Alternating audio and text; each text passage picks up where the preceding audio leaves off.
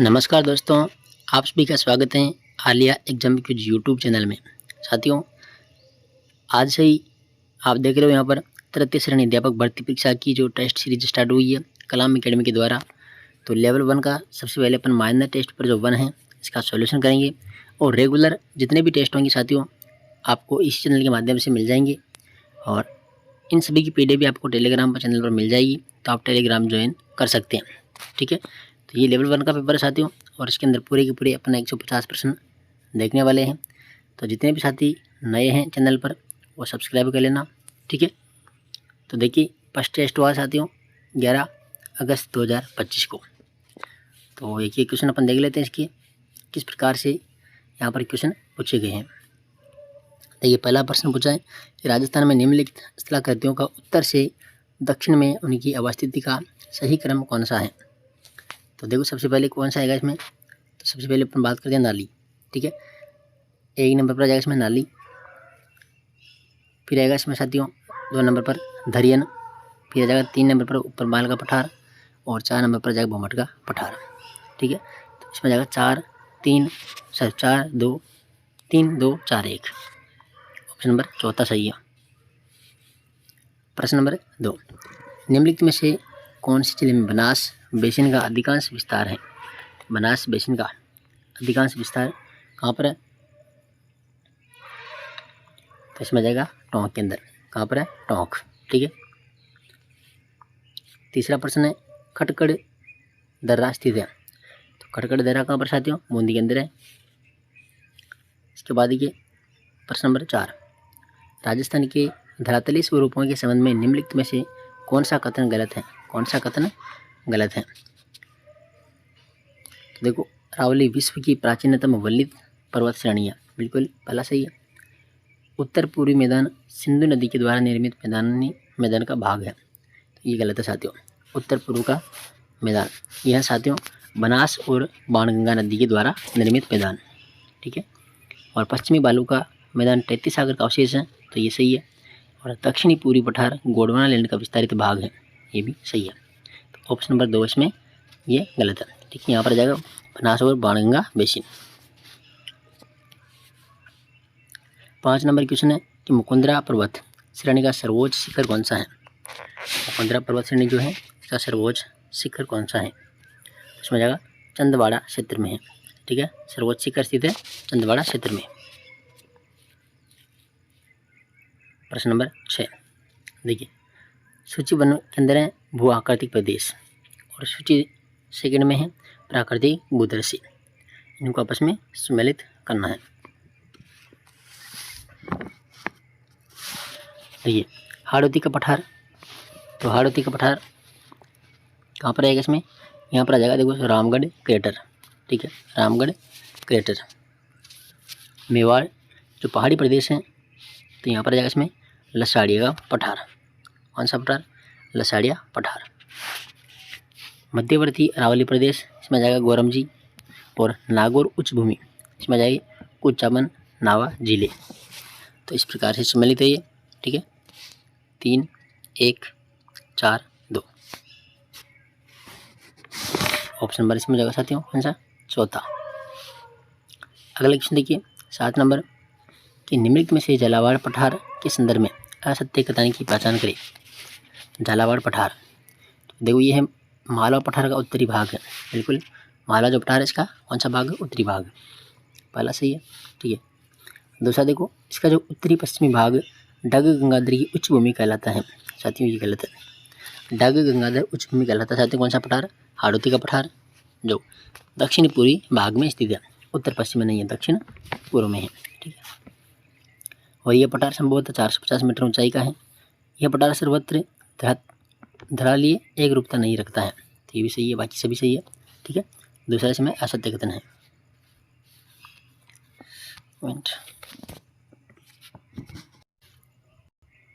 चलिए question number 8, तारा बालू का स्तूप पाए जाते हैं। कौन सा, तारा बालू का स्तूप। तो ये तारा बालू का स्तूप कहाँ पर मिलते हैं, मोहनगढ़ जैसलमेर व सूरतगढ़ गंगानगर में तारा बालू का स्तूप। प्रश्न नंबर 9 है कि मालपुरा करौली का जो मैदान है किस नदी बेसिन का भाग है।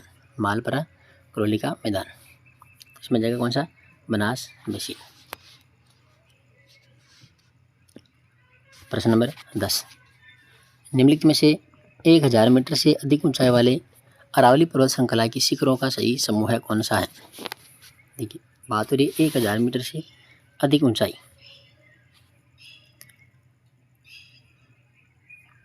तो कौन सा आएगा, देखो इसमें देखो ऋषिकेश, कमलनाथ की पहाड़ी और देलवाड़ा, यह जगह इसमें ऑप्शन नंबर 3। देखो ऋषिकेश छोटे साथियों कहाँ पर है, सिरोही के अंदर है, और ऋषिकेश की अपन बात करें तो ऋषिकेश साथियों कितनी, 1017 मीटर, ठीक है। इसके बाद कमलनाथ की जो पहाड़ियाँ हैं, कमलनाथ ये है उदयपुर के अंदर, और यह जाएगी 1001। इसके बाद देलवाड़ा, देलवाड़ा कहाँ पर है, तो देलवाड़ा भी सिरोही के अंदर है, 1442। और पूछिए यहाँ पर कि 1000 मीटर से अधिक, तो तीनों 1000 मीटर से अधिक हो जाइए, तो इसमें जाएगा ऑप्शन नंबर 3। देखो कुंभलगढ़ की अपन अगर बात करें तो कुंभलगढ़ राजसमंद के अंदर है, और कितनी है इसकी ऊंचाई, 1224 है, कितनी है, 1224। लीलागढ़ की बात करें राजसमंद के अंदर है, 874 मीटर, ठीक है। सज्जनगढ़ उदयपुर के अंदर है, 938 मीटर, ठीक है, 938 मीटर। तो देखो यहाँ पर 1224, यानी ये तो 1000 मीटर से अधिक है, लेकिन ये दो चोटियाँ 1000 से कम है, तो ये तो गलत हो गया, ठीक है। नागपानी, अगर अपन नागपानी की बात करें तो उदयपुर के अंदर है, 867 मीटर। ये दूर जो मराई जी है टोटगढ़ ब्यावर के अंदर 934 है। सायरा उदयपुर के अंदर है 900 मीटर, तो ये भी इसमें गलत हो जाएगा, ठीक है। रोजा बाखर 730 मीटर झालोर के अंदर, और दरगाह उदयपुर के अंदर 1431। उसके बाद में गोगोंदा है उदयपुर के अंदर 840, यानी इसका राइट आंसर कौन सा हो जाएगा, 3 नंबर। क्वेश्चन नंबर 11, निम्नलिखित कथनों पर विचार कीजिए और सही उत्तर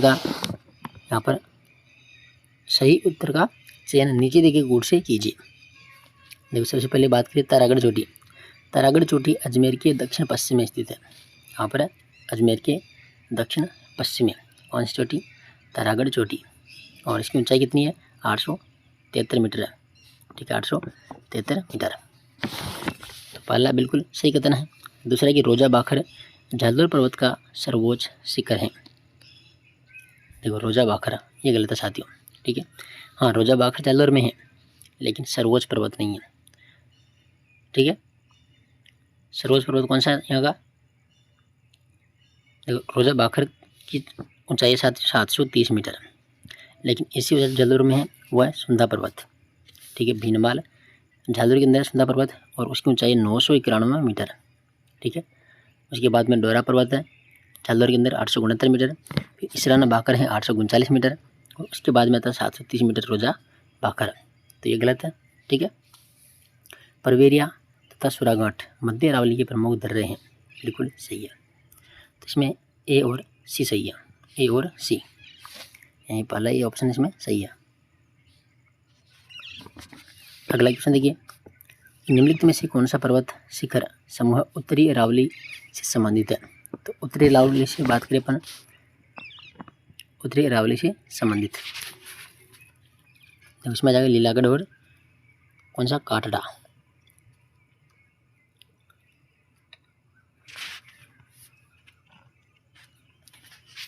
नहीं इसमें आएगा, देखो पूछा पर्वत शिखर समूह उत्तरी अरावली से संबंधित है, तो उत्तरी अरावली से कौन सा इसमें जाएगा, एक तो सिरावास आएगा और एक बब्बाई, सिरावास बब्बाई। नेक्स्ट, घोड़े की नाल की आकृति वाली रामगढ़ पहाड़ी राजस्थान में कहाँ स्थित है। तो ये है कहाँ पर, शाहबाद की उच्च भूमि में। शाहबाद की उच्च भूमि कहाँ पर, 12 के अंदर, रामगढ़ केटर। 14 नंबर क्वेश्चन है, निम्नलिखित में से सत्य कथन है। देखिए ऊंडिया पठार आबू पर्वत से 160 मीटर ऊंचा है, बिल्कुल सही है। भोराट का पठार उदयपुर के उत्तर पश्चिम में है, ये भी सही है। पोतवार का पठार उत्तरी पूर्वी अरावली में स्थित है, यानी ये भी सही है, ठीक है। इसमें आ जाएगा सभी सही है, ऑप्शन नंबर दूसरा 1 2 3। 15 नंबर क्वेश्चन की निम्न में से राजस्थान का कौन सा क्षेत्र बालू का स्तूप मुक्त प्रदेश में सम्मिलित है। बालू का स्तूप मुक्त प्रदेश, कौन सा आएगा? पोकरण फलोदी, पोकरण फलोदी। क्वेश्चन नंबर 16, बूंदी पर्वत श्रेणी का सर्वोच्च शिखर कौन सा है? तो बूंदी का यहाँ पर सतूर। 17 नंबर क्वेश्चन है, निम्नलिखित स्थलाकृति भूदृश्य में असंगत युग्म की पहचान करें। देखो ढांड, तो ये मरुस्थलीय प्रदेश में अस्थायी झीलें कहलाती है। इंसेलबर्ग, ये अवशिष्ट पहाड़ियाँ हैं। रेग, रेतीला मरुस्थल नहीं साथियों, ये रेतीला भी है, रेग और रेतीला भी है और पथरीला भी है। ठीक है, पथरीला यानी ये एक प्रकार का मिश्रित मरुस्थल है। किस प्रकार का? मिश्रित मरुस्थल है, तो इसमें गलत है। ठीक है, कैसा है? रेग मिश्रित मरुस्थल। देखो रेतीला होता है कौन सा? इर्ग, इर्ग जो रेतीला मरुस्थल को कहते हैं इर्ग, और पथरीला को कहते हैं हमादा। ठीक है, हमादा। तो इन दोनों का जो मिश्रण है वह कहलाता है रेग, यानी मिश्रित मरुस्थल। और जो नेब का है, ये झाड़ियों के सारे निर्मित बालू का स्तूप कहलाते हैं, तो ये सही है, यानी इसमें गलत हो जाएगा 3 नंबर। 18 नंबर क्वेश्चन है कि मेवल क्या है? मेवल क्या है? तो ये डूंगरपुर और बांसवाड़ा के मध्य पर्वतीय क्षेत्र है, इसको कहते हैं मेवल। 2 नंबर। 19 नंबर क्वेश्चन है, अरावली को दक्षिण पूर्वी पठार से अलग करने वाला ब्रंश या दर्रा कौन सा है? तो महान सीमा ब्रंश, दरार। ठीक है, ब्रंश या दरार, महान सीमा ब्रंश। 20 नंबर है, राजस्थान में निम्न में से कौन से जिले मुख्यतः बीहड़ से प्रभावित हैं? तो बीहड़ से सवाईमाधोपुर, धौलपुर और कोटा, यानी जो चंबल नदी यहाँ पर बहती है, तो ये क्षेत्र कहलाता है बीहड़। 21 नंबर क्वेश्चन है, निम्नलिखित पठारों के पूर्व से पश्चिम की ओर व्यवस्थित क्रम की पहचान कर सही उत्तर का चयन करें। पूर्व से पश्चिम, देखो हाड़ौती का पठार, फिर उपरमाल का पठार, लसाड़िया का पठार, भोराट का पठार और आबू पठार, ये जाएगा इसमें सही। ठीक है, पूर्व से पश्चिम। 22 नंबर क्वेश्चन है, राजस्थान की हमादा मरुस्थलीय प्रदेश की शिलें निम्नलिखित में से किस भूगर्भीय काल की हैं? इसमें जाएगा जुरासिक और इयोसीन काल, जुरासिक व इयोसीन काल।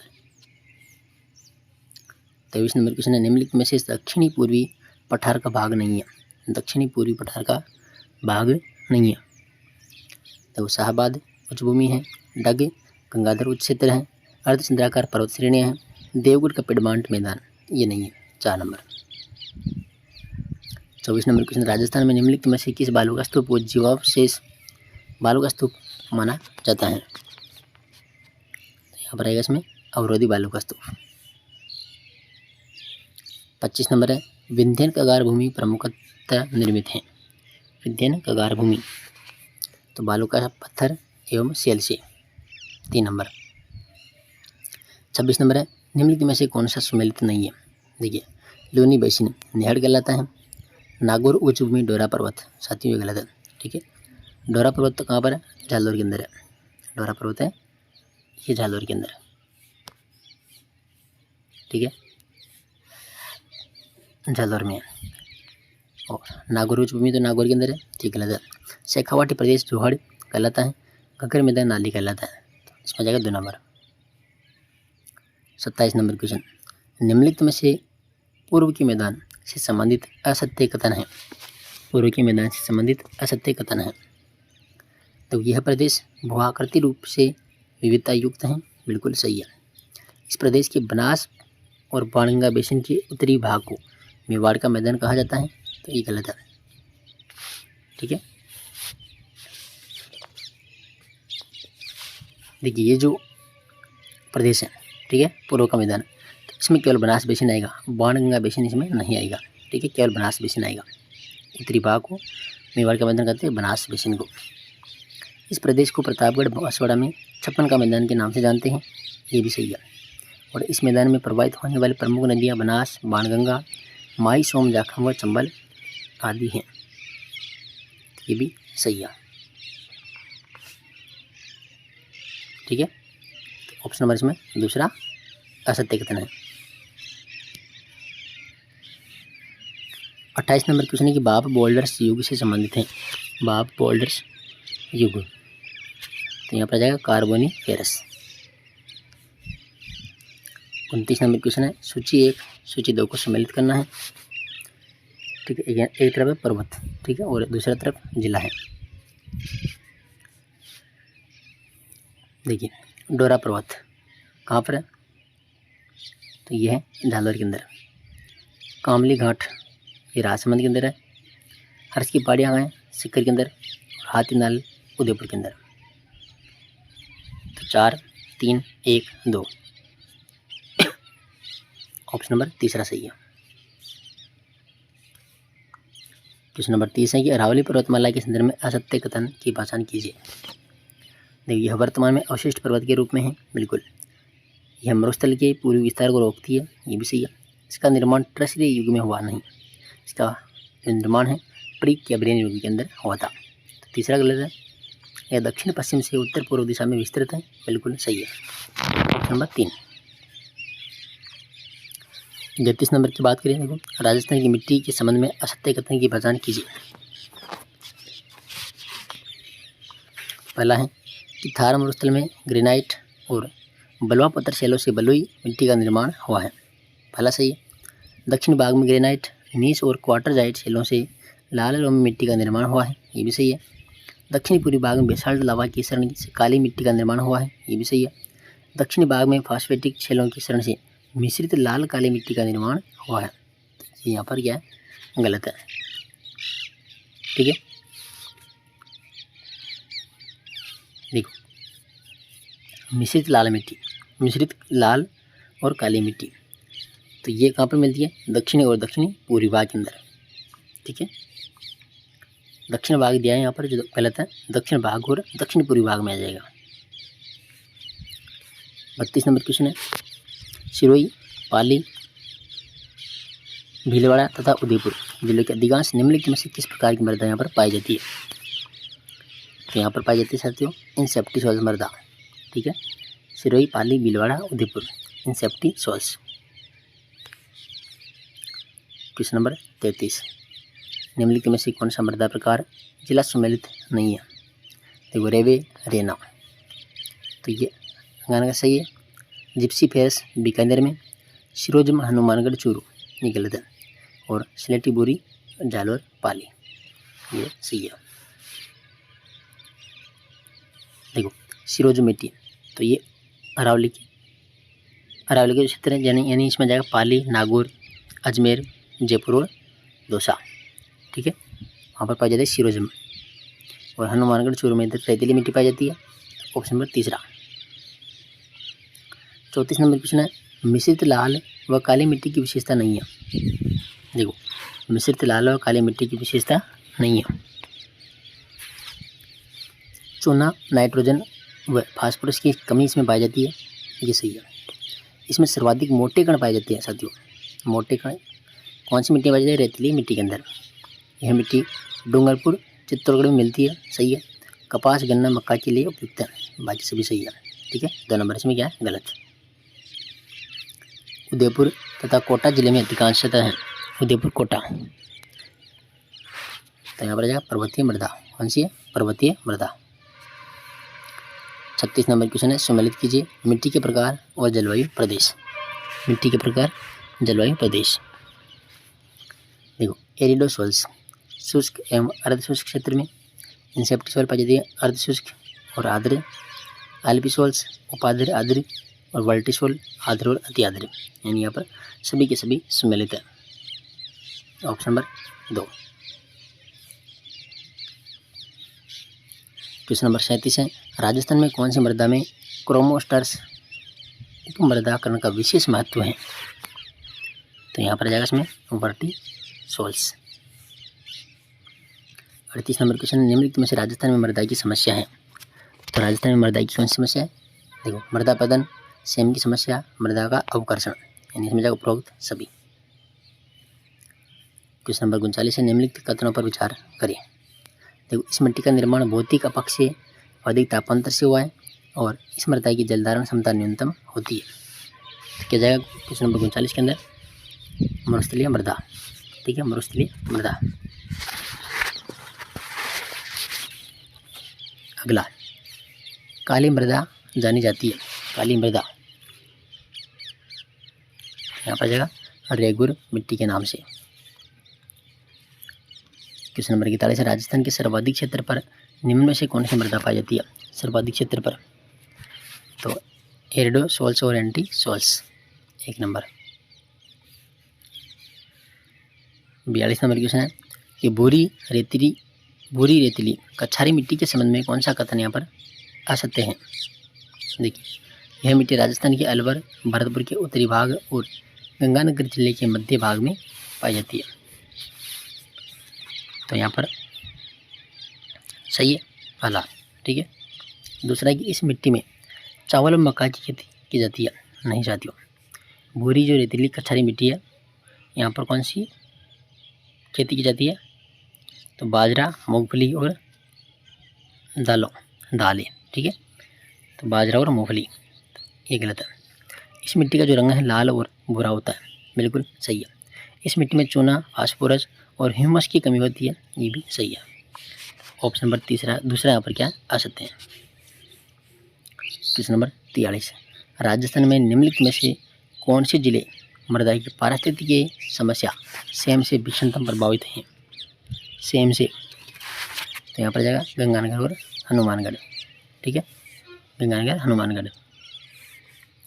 44 नंबर क्वेश्चन है, निम्नलिखित में से उपयुक्त जिला युग्म की पहचान करें जहाँ पर लाल पीली मृदा पाई जाती है? लाल पीली मृदा पाई जाती है?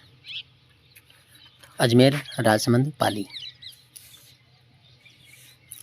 क्वेश्चन नंबर 45, रेतीली और बलुई दोमट मृदा राजस्थान के कितने भूभाग पर विस्तृत हैं? इसमें जाएगा लगभग 2/3 भाग पर।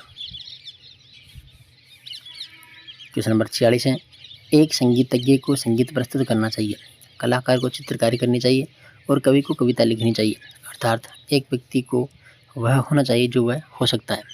मेस्लो का यह कथन किस आवश्यकता की पूर्ति की बात करता है? तो इसमें जाएगा आत्मसिद्धि 1 नंबर। 47 नंबर है, वह सुदृढ़ और अचल उत्तेजक जो प्राणी से समायोजन की अनुक्रिया की मांग करता है कहलाता है? तो यहाँ पर जाएगा अंतर्नोद। 48 नंबर क्वेश्चन है, अधिगम प्रक्रिया में अभिप्रेरणा की भूमिका के संबंध में असत्य है। देखिए, प्रेरणा व्यक्ति के व्यवहार को नियंत्रित, निर्देशित, परिवर्तित करती है, सही है। प्रेरणा साथी की रुचि को बढ़ाती है किंतु अवदान निर्माण में सहयोगी नहीं है, ये गलत है साथियों, ठीक है।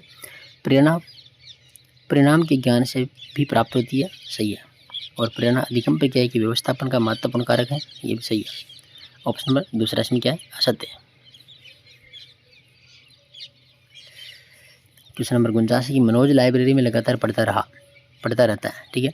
उसकी टेस्ट सीरीज में भी अच्छी रैंक चलती थी, मगर फिर भी वह परीक्षा में सफल होने के लिए कड़ी मेहनत करता है। जब उसके दोस्त पूछते तो वह बस इतना कहता कि अपने इरादा सिलेक्शन का नहीं, रैंक का है, क्योंकि अच्छी रैंक आने पर गृह जिले में नियुक्ति मिलती है। मनोज की अभिप्रेरणा को किस मनोवैज्ञानिक के सिद्धांत से बेहतर समझा जा सकता है? तो यहाँ पर जाएगा इसमें विक्टर ब्रूम का सिद्धांत, ठीक है। 4 नंबर। क्वेश्चन नंबर 50 है,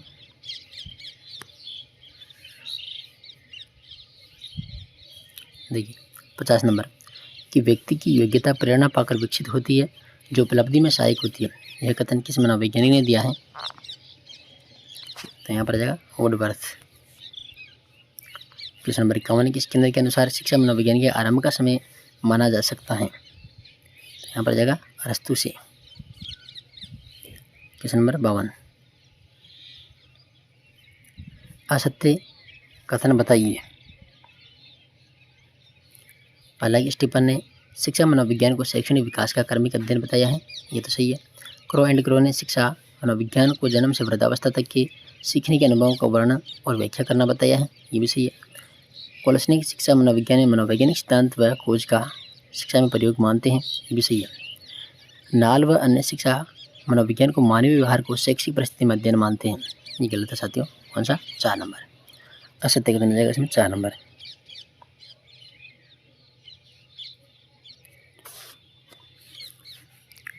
क्वेश्चन नंबर 53 कि एक विचार जो मनोविज्ञान में निरीक्षण और मापन पर बल देता है, जिसने बाल मनोविज्ञान के अध्ययन को प्रोत्साहित किया, यह संप्रदायी है। तो यहाँ पर आ जाएगा व्यवहारवाद। 54 नंबर क्वेश्चन है, शिक्षा मनोविज्ञान के संबंध में स्टिक विचार है। शिक्षा मनोविज्ञान, देखो शिक्षा मनोविज्ञान की प्रकृति वैज्ञानिक है, शिक्षा मनोविज्ञान विधायक विज्ञान है, शिक्षा मनोविज्ञान नियामक नहीं है। इसमें जाएगा उपरोक्त सभी। क्वेश्चन नंबर 55 है,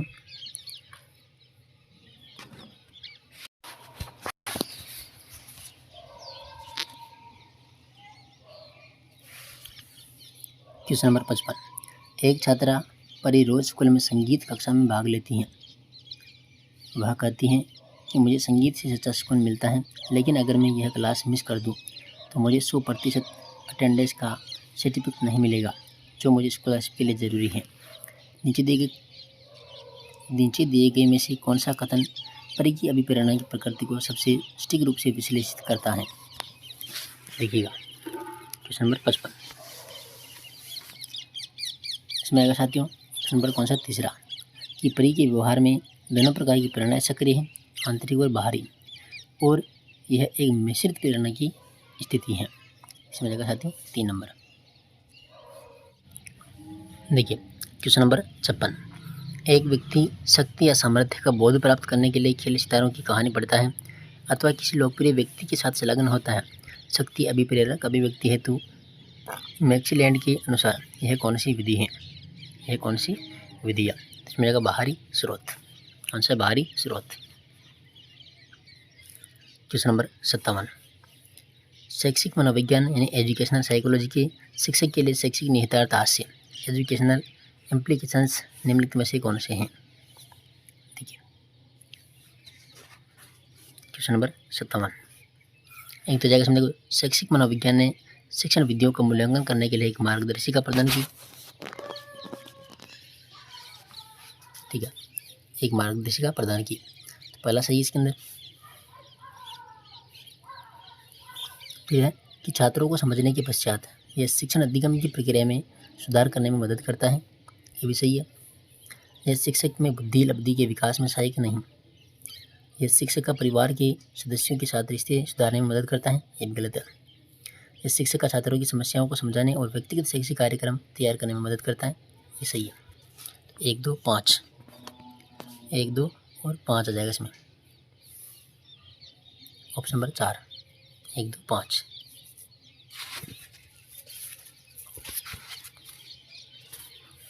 क्वेश्चन नंबर 58, निम्नलिखित में से कौन सा कथन शैक्षिक मनोविज्ञान की प्रकृति का वर्णन नहीं करता है? वर्णन नहीं करता है। देखो कि यह शिक्षार्थियों यानी विद्यार्थी के व्यवहार और अनुभवों का अध्ययन करने का प्रयास करता है। ठीक है, ये तो सही है इसके अंदर।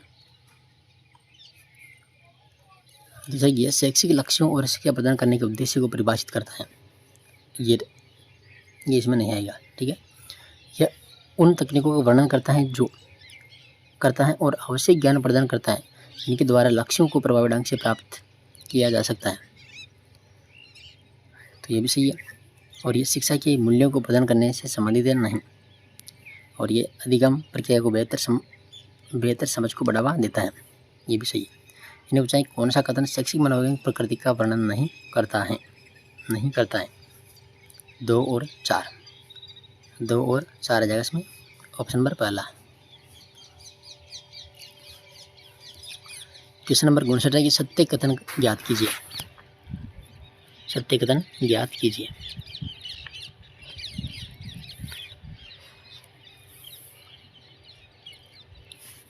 तो यहाँ पर जाएगा देखो कि जैविक और मनोसामाजिक अभिप्रेरक परस्पर एक दूसरे पर निर्भर होते हैं। कोई अभिप्रेरक पूर्णतः जैविक या पूर्णतः मनोसामाजिक नहीं होता। यानी इसमें 1 और 2 दोनों। क्वेश्चन नंबर 60 है असत्य कथन छांटिए। हालांकि विलियम वुंट ने अपने सहयोगी टीजनर के साथ 1879 में मनोविज्ञान की पहली प्रयोगशाला का निर्माण किया था। सही है। वुंट व टीजनर का संबंध प्रकार्यवाद से है नहीं, ये गलत है।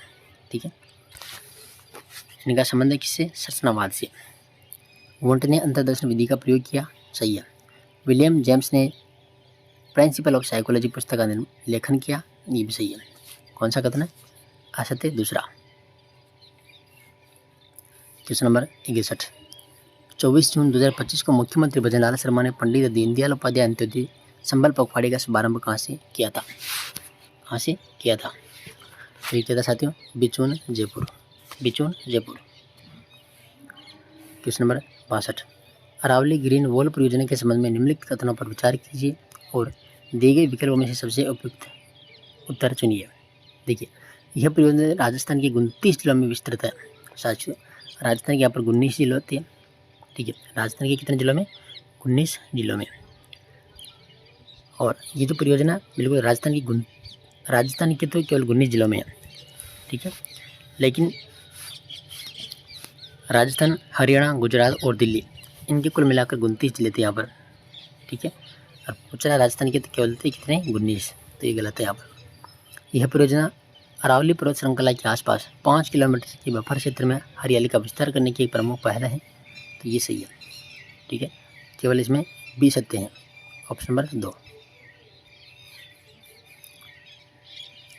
क्वेश्चन नंबर 63 है, 4 जून 2025 को राजस्थान के मेन्नार को अंतर्राष्ट्रीय रामसर साइट की सूची में सम्मिलित किया गया। इसके संबंध में निम्नलिखित कथनों पर विचार कीजिए। देखिए, पहला कि यह उदयपुर जिले में स्थित एक मानसूनी वेटलैंड कॉम्प्लेक्स है, ये तो सही है। इसे बर्ड विलेज के नाम से भी जानते हैं, ये भी सही है। यह वेटलैंड रात्रि नदी व विजय सागर तालाब से मिलकर बना है, ये गलत है। इसमें जगह ए और बी सही है, ए और बी, 3 नंबर। क्वेश्चन नंबर 64 है, 12 जून 2025 को उत्कल रंजन साहू का राजस्थान लोक सेवा आयोग का, उत्कल रंजन साहू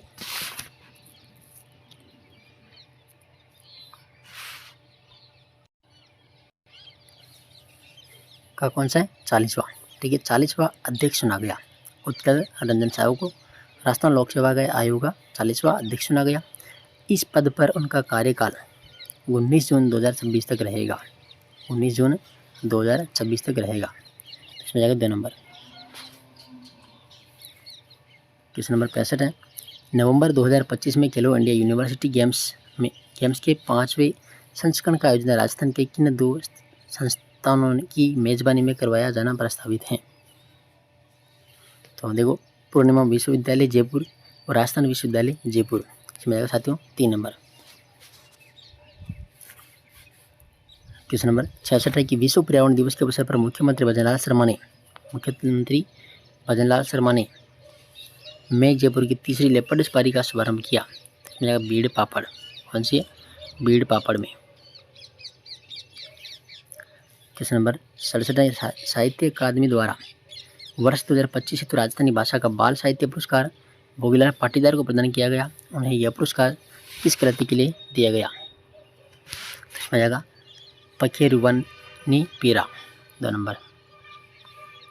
क्वेश्चन नंबर 68 है कि जून 2025 में चांगवोन दक्षिण कोरिया में आयोजित वर्ल्ड शूटिंग पैरा स्पोर्ट्स विश्व कप 2025 में राजस्थान के किस खिलाड़ी के व्यक्तिगत स्पर्धा में स्वर्ण पदक जीता?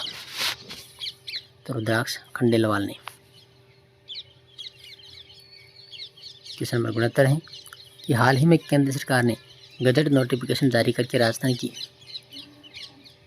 को भारतीय मसाला बोर्ड के अंतर्गत आधिकारिक रूप से 53वें मसालाई के रूप में अधिसूचित किया है।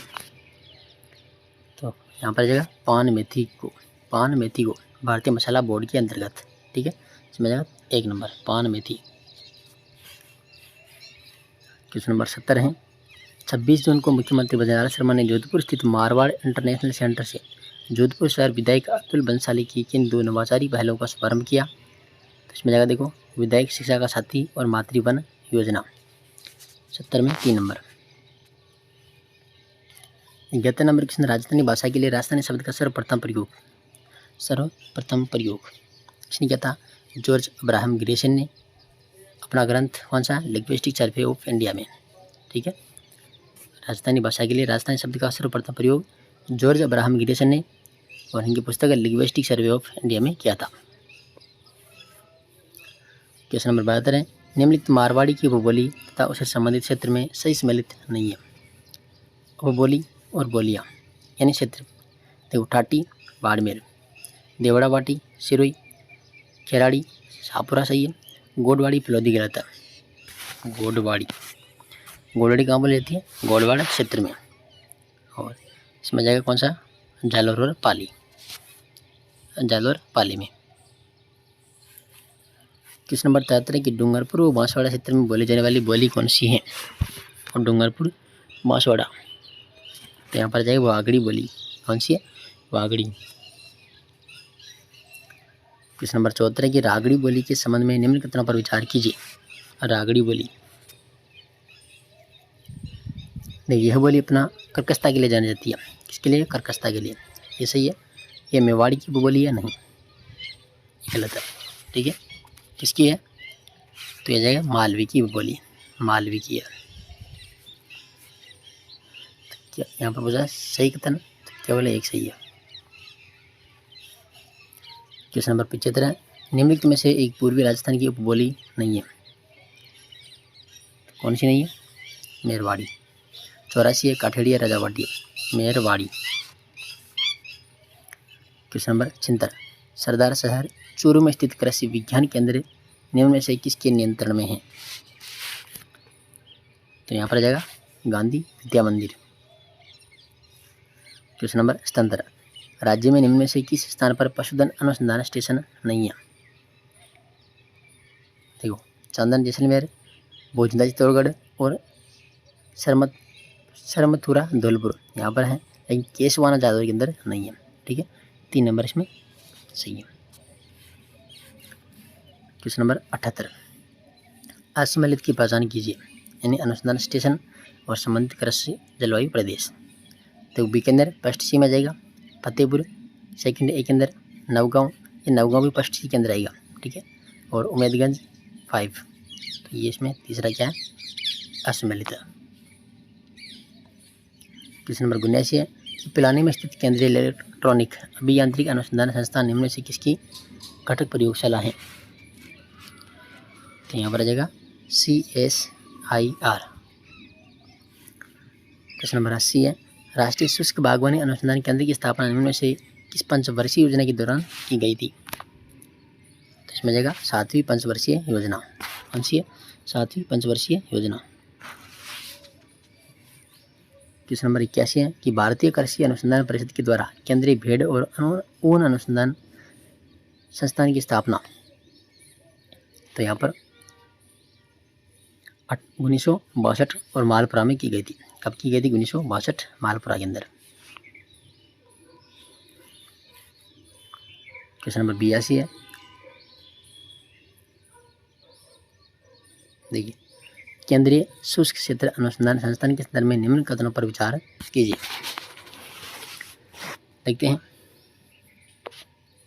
कि यह भारतीय कृषि अनुसंधान परिषद का एक घटक है।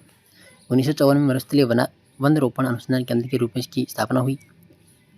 यह देश का एकमात्र ऐसा संस्थान है जिसे शुष्क क्षेत्र पारिस्थितिकी तंत्र के मुद्दों पर विशेष रूप से अनुसंधान करने का अधिकार है। इसमें क्या पूछा है? उपयुक्त में से असत्य कथन है। असत्य कौन सा यहाँ पर? दूसरा। ठीक है, बी। देखो इसकी स्थापना कब हुई थी? तो 1952 के अंदर हुई थी। 1952 के अंदर हुई थी, जोधपुर के अंदर। ठीक है, बाकी दोनों सही है। तो असत्य कितना? केवल बी वाला, केवल 20 में असत्य है। क्वेश्चन नंबर 83 ICAR के दिन राजस्थान में कितनी अखिल भारतीय समन्वित अनुसंधान परियोजनाएं संचालित हैं?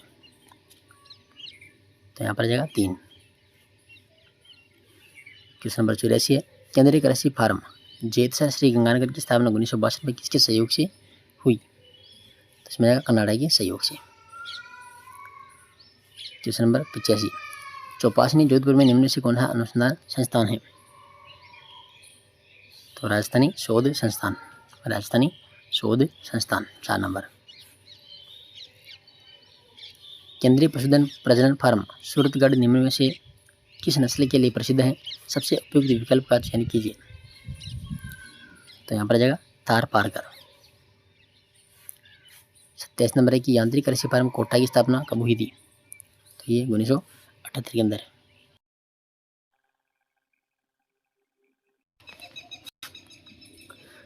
देखिए क्वेश्चन नंबर 88, एक तरफ है अनुसंधान केंद्र और एक तरफ है स्थान, ठीक है, इनको सम्मिलित करना है। शुष्क वन अनुसंधान केंद्र, तो ये जोधपुर के अंदर है। आयुर्वेद केंद्रीय अनुसंधान संस्थान जयपुर के अंदर है। राज्य भेड़ रोग अनुसंधान प्रयोगशाला, ये कहाँ पर है? तो ये भी जोधपुर के अंदर है, ठीक है। और सिरेमिक विद्युत अनुसंधान विकास केंद्र, ये कहाँ पर है? बीकानेर के अंदर। तो इसका राइट आंसर हो जाएगा 2 3 2 1, ठीक है, 2 3 2 1। देखिए ऑप्शन नंबर पहला 2 3 2 1, ठीक है। क्वेश्चन नंबर 89, राजस्थान का राज्य खेल कौन सा है? राजस्थान का राज्य खेल है बास्केटबॉल। क्वेश्चन नंबर 90, देखो राज्य प्रतीक और अधिसूचना दिनांक, देखिए सम्मिलित करते हैं। पशुधन श्रेणी, इसमें आ जाएगा 19 सितंबर 2014। वृक्ष जो है राज्य वृक्ष, तो 31 अक्टूबर 1983। फूल जो है ये भी 31 अक्टूबर 1983। पशु वन्य जीव श्रेणी, इसमें आ जाएगा 12 दिसंबर 1983, ठीक है। तो 4 3 3 2, 4 3 3 2, ऑप्शन कौन सा है? तीसरा।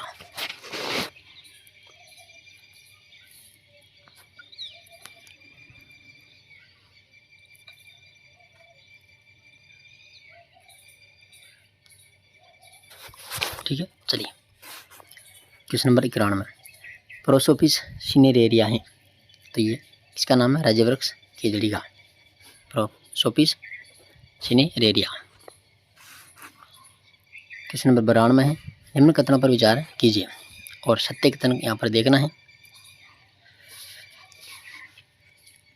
देखिए चिंकारा की भारतीय प्रजाति का वैज्ञानिक नाम गजेला बनेटी है। चिंकारा मुख्यतः पूर्वी राजस्थान में पाया जाता है। चिंकारा प्रजनन केंद्र नाहरगढ़ अभ्यारण्य जयपुर में है। पूछा यहाँ पर सत्य कथन कौन सा है? सत्य कथन कौन सा है? केवल यहाँ पर सत्य कथन सी, ठीक है, केवल सी सही है। क्वेश्चन नंबर 93, निम्न कथनों पर विचार कीजिए।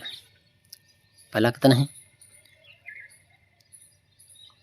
कि 21 मई 1982 को अधिसूचना जारी करके गोडावण को राज्य पक्षी घोषित किया गया, सही है। इस अधिसूचना के माध्यम से वन्य जीव संरक्षण अधिनियम 1972 के उपबंधों के अधीन गोडवाना को पूर्णतः संरक्षित घोषित किया गया। असत्य कथन पूछा है, तो दोनों कथन यहाँ पर क्या सत्य है, ना तो एक और ना ए और ना ही बी, यानी यहाँ पर दोनों कथन क्या सही है। क्वेश्चन नंबर 94, निम्न से कौन सा कृषि विज्ञान केंद्र है राय सरसों अनुसंधान निदेशालय के प्रशासनिक नियंत्रण में है? तो यहाँ पर जाएगा बानसूर अलवर। क्वेश्चन नंबर 95, कृषि अनुसंधान स्टेशन मंडोर जोधपुर की स्थापना कब हुई थी? तो ये हुई थी 1983 में। क्वेश्चन नंबर 96, एशिया का सबसे बड़ा कृषि फार्म राजस्थान के निम्नलिखित में से किस स्थान पर स्थित है?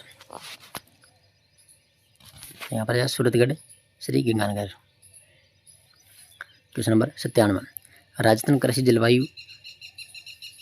कृषि अनुसंधान संस्थान के अधिकार क्षेत्र में कौन सा कृषि जलवायु क्षेत्र आता है? तो यहाँ पर जाएगा थर्ड ए। क्वेश्चन नंबर 98, मौलाना अब्दुल कलाम आज़ाद अरबी फारसी शोध संस्थान कहाँ पर स्थित है? तो यह टोंक के अंदर। क्वेश्चन नंबर 99, ठंडे शुष्क क्षेत्रों के लिए विशिष्ट कृषि पद्धतियों का विकास करने के लिए काजरी का क्षेत्रीय अनुसंधान केंद्र कहाँ स्थित है? तो यह जगह लेह। क्वेश्चन नंबर 100, राष्ट्रीय बीजी मसाला अनुसंधान केंद्र कहाँ पर स्थित है? बीजी मसाला अनुसंधान केंद्र तबीजी अजमेर के अंदर।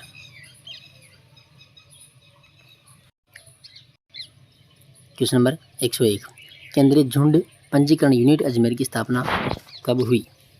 2 अगस्त 1979 को, 2 अगस्त 1979। 102 नंबर है कि भारतीय रेलवे अनुसंधान एवं परीक्षण केंद्र निम्न में से किस स्थान पर स्थित है? तो यह जाएगा पचपदरा। क्वेश्चन नंबर 103 है घूमर निम्न में से किस जनजाति का पारंपरिक लोक नृत्य है? घूमर, तो यह जाएगा भिलोगा। 104 नंबर है राजस्थान का राज्य वृक्ष क्या है? तो राजस्थान का राज्य वृक्ष कौन सा है? केजड़ी। 105 नंबर है गोडावण हैंचिंग सेंटर कहाँ स्थित है? तो यह जाएगा रामदेवरा, जैसलमेर। ठीक है। 106 नंबर क्वेश्चन, देखिए मैथ के क्वेश्चन है, इनका आंसर मैं बता देता हूँ आपको। तो इसमें 106 जो नंबर क्वेश्चन है इसका राइट आंसर जाएगा 4 नंबर, 4/9। 107 नंबर के अंदर है ऑप्शन नंबर तीसरा। 108 में ऑप्शन नंबर 4 सही है। देखो 109 नंबर, इसमें सत्य कथन देखना है तो आप सत्य देख लीजिएगा। इसमें तीनों सत्य हैं। ठीक है, तीनों की तीनों यहाँ पर सही है कि संख्या एक न तो भाज्य है और नहीं अभाज्य। छोटी से छोटी अभाज्य संख्या 2 है जो एक मात्रसम संख्या है। 3 को सबसे छोटी संख्या यानी अभाज्य संख्या 101 है और सबसे बड़ी संख्या अभाज्य संख्या कौन सी है? 997। यहाँ पर तो तीनों कथन सही है। इसमें जाएगा 1, 2, 3 ऑप्शन नंबर 4। क्वेश्चन नंबर 110, इसमें जाएगा शांत दशमलव। 111 में जाएगा 2 नंबर। 112 नंबर के अंदर पहला सही है। ठीक है, 100 की निकटतम अभाज्य संख्या कौन सी है? 101। 113 की 1 से 80 तक गिनती में कुल कितने अभाज्य युग्म हैं? तो यहाँ पर जाएगा इसमें 8। 114 नंबर की निम्न से कौन सा युग्म सह अभाज्य है? इसमें जाएगा 4 नंबर, 31 और 33।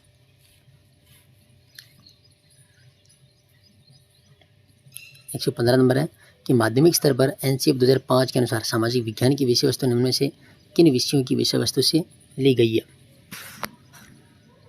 तो यहाँ पर जाएगा इसमें इतिहास, भूगोल, राजनीति विज्ञान, अर्थशास्त्र और समाजशास्त्र। सामाजिक अध्ययन शिक्षण का प्रमुख उद्देश्य होना चाहिए। इसमें जाएगा बालक का समाजीकरण करना। 117 नंबर की सामाजिक अध्ययन कार्यक्रम को अतीत, वर्तमान और उभरते भविष्य में मनुष्य तथा उसके सामाजिक एवं भौतिक पर्यावरण के साथ अंतःक्रिया के अध्ययन के रूप में परिभाषित किया गया है। तो इसमें जाएगा जोन यू माइकेलिस। सामाजिक अध्ययन के संबंध में सही कथन कौन सा है? तो इसमें जाएगा ये व्यक्तियों व उनके पर्यावरण का अध्ययन सामाजिक अध्ययन है। 1 नंबर।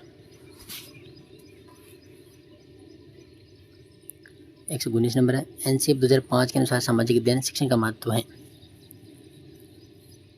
तो विद्यार्थी को इस योग्य बनाना कि वह उस समाज को समझे जिसमें वह रहता है। ठीक है, और विद्यार्थी भारतीय संविधान के प्रतिष्ठित मूल्यों के महत्व को समझ सके, ये भी सही है। विद्यालय में तार्किक चिंतन को विकसित किया जा सके, ये गलत है। इसमें जाएगा ए और बी सही है। 1 नंबर। भारत में सामाजिक अध्ययन विषय का प्रतिपादन किया, तो इसमें जाएगा मुदालियर आयोग ने। क्वेश्चन नंबर 121 है निम्नलिखित में से सामाजिक विज्ञान की नवीन संकल्पना कौन सी है? तो मानवीय संबंधों का अध्ययन एवं समाज को श्रेष्ठ बनाना। 122 नंबर है संश्लेषण विधि में सीखने की प्रक्रिया है। तो वर्ण शब्द और वाक्य।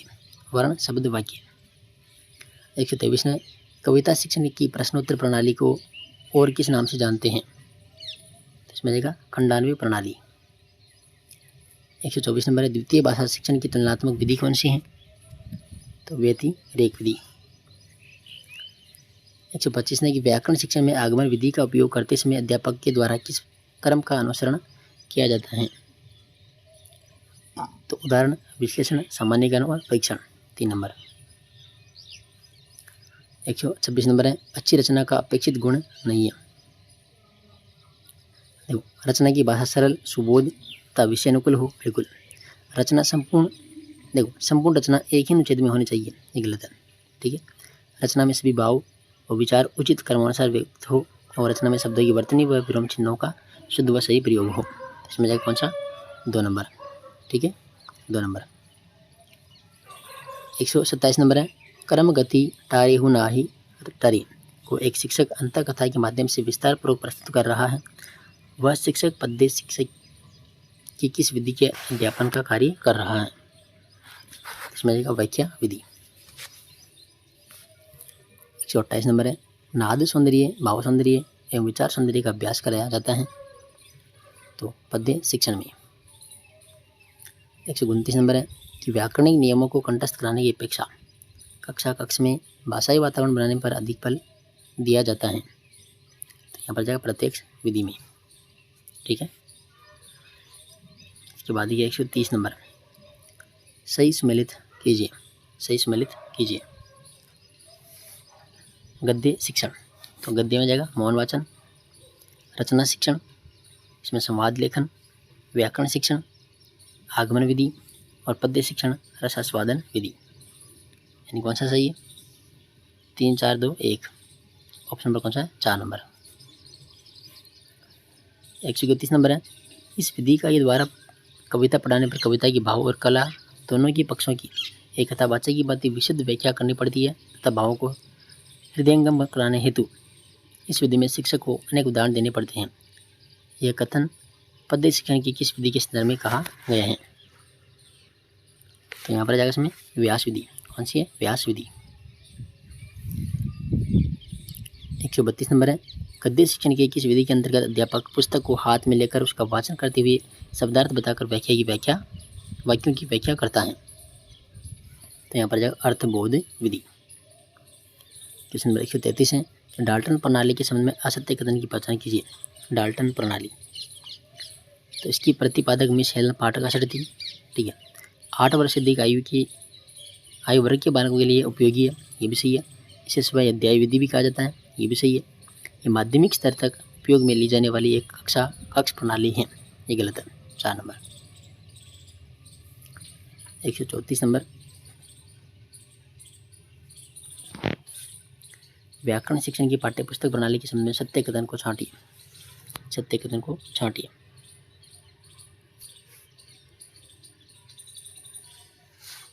देखो, यह निगमन विधि का एक रूप है, गलत है। यह एक मनोवैज्ञानिक प्रणाली है, ये सही है। सत्य कथन कौन सा है? Option number 2।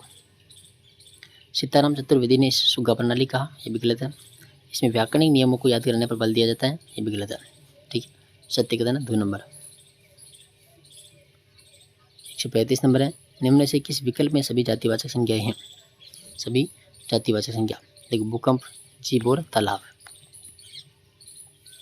136 नंबर है, कौन सा संज्ञा शब्द विशेषण शब्द से नहीं बना है? तो देखो इसमें जाएगा गौरव। 4 नंबर। 137 नंबर है, निम्नलिखित में से किस विकल्प में सभी शब्द भाववाचक संज्ञाएं हैं? तो मिठास, जुलम और दौर्बल्य। 1 नंबर। 138 नंबर है, किस क्रम में निजवाचक सर्वनाम नहीं है? तो इसमें जाएगा आप पदार्थ अनुग्रहित करें। 3 नंबर। 139 नंबर है, मुझे घर जाना है, इस वाक्य में मुझे क्या है? यहाँ पर जाएगा सर्वनाम। 140 नंबर है, पशु शब्द का विशेषण होगा पशु, इसमें जाएगा पाशविक।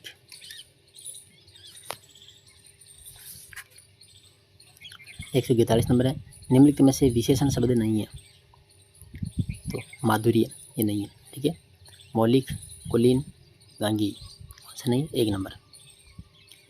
142 नंबर है, तू, तुम, आप हिंदी में कौन से पुरुषवाचक सर्वनाम हैं? तो यह जाएगा मध्यम पुरुष।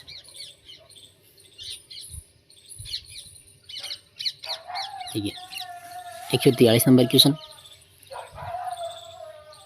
इसमें देख लीजिएगा आप, इसमें 3 नंबर सही है 143 के अंदर। 144 में पहला सही है, 145 में 3 नंबर सही है, 146 में 4 नंबर आ जाएगा, 147 नंबर, इसमें 3 नंबर सही है, 148 के अंदर पहला सही है और 149 के अंदर ऑप्शन नंबर 3 आ जाएगा और 150 नंबर क्वेश्चन है, इसमें आ जाएगा पहला। ठीक है। तो ये था लेवल 1 का पेपर और इसके 150%। ठीक है, अगर आपको क्लास अच्छी लगी तो लाइक कीजिएगा, कमेंट कीजिएगा, शेयर कीजिएगा और रेगुलर जो टेस्ट सीरीज हैं आपको यहाँ पर मिलती रहेगी। PDF आपको टेलीग्राम पर मिलेगी, आप टेलीग्राम ज्वाइन कर लेना और वहाँ से आप PDF प्राप्त कर लेना। ठीक है, लेवल 2 के जो सब्जेक्ट हैं उनके पेपर एक एक करके मैं करवा दूँगा। बाकी जो टेस्ट सीरीज सेकंड ग्रेड की चल रही है तो आपको मिल रही है। ठीक है, तो धन्यवाद, पढ़ते रहिए, मस्त रहिए।